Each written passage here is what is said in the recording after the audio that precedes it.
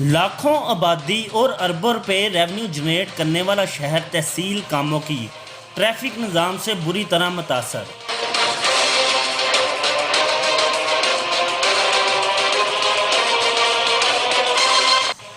Underpass service road पर घंटों घंटों ट्रैफिक जाम और लंबी लंबी कतारें मामूल बन गया। अस्सलाम वालेकुम नाज़रीन, मैं मोहम्मद खलील और आप देख रहे हैं कामों का न्यूज़।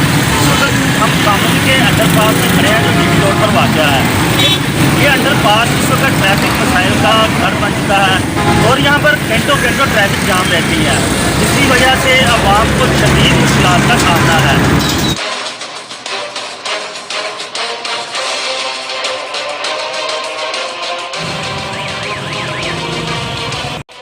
जीटी रोड कामुकी के दरमियान में ट्रैफिक क्रॉसिंग के लिए शहर का इकलौता अंडरपास अक्सर औक़ात पीक टाइम जिनमें दोपहर और शाम के वक़्त अमूमन ट्रैफिक जाम होने से बंद हो जाता है और लोग लंबी लंबी कतारों में फंसे रहते हैं। शहरी लोग हैं, इनसे बात करते हैं, बताइए।